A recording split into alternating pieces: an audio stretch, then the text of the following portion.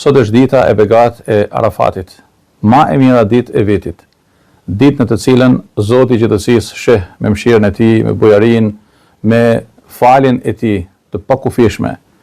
vëllezërit dhe motrat tanë në fushën e Arafatit, por na sheh të gjithëve ne në përkushtimin tonë, në angazhimin tonë për qëndru besnik drejt thirrjes së Kur'anit familjar dhe mësimeve të pejgamberit alayhi salatu wasalam. Sot është dita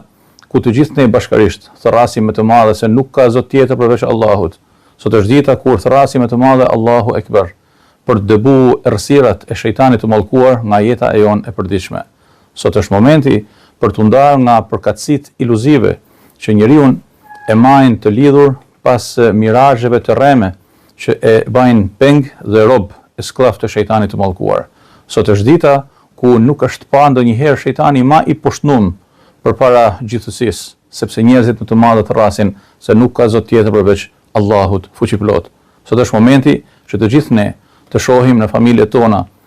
në rrethet tona shoqërore, në realitetin ku jetojmë, për të bërë mirë, për të ndërtuar të mirën, për të ndarë nga e keqja, për ta ndaluar të keqen, për të mos leju që tentakulat e shejtanit të përhapen gjithandej në familjet tona, në realitetet tona, në shoqërinë tonë, sepse në fund të fundit njeriu ka ardhur në këtë botë me një mision të shenjtë, për ta ndërtuar jetën, për ta zhvilluar atë, por mi bazat e asaj çfarë Zoti i Gjithësisë don nga gjithsecili për nesh, jo mi bazat e asaj që shejtani i mallkuar thërret dhe frymëzon pasuesit e tij moment pas momenti, e ditë pas dite.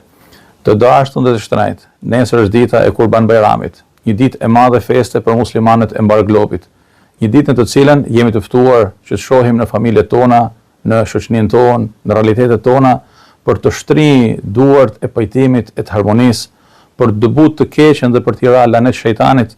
për të pa gëzimin në fytyrat tona e mbi të gjitha, për të gëzuar zemrat tona me besimin në Zotin një, e për të ofruar moment pas momenti, e kohë pas kohe, me dritën e tij e pas udhëzimit të tij që jetëson i jep kuptimet e vërteta të fjalës jetë. Ju uroj me zemër dhe lutem që Allahu fuqiplot ta bekojë Shkodrën tonë, banorët e saj, dhe të na falë mëshirë dhe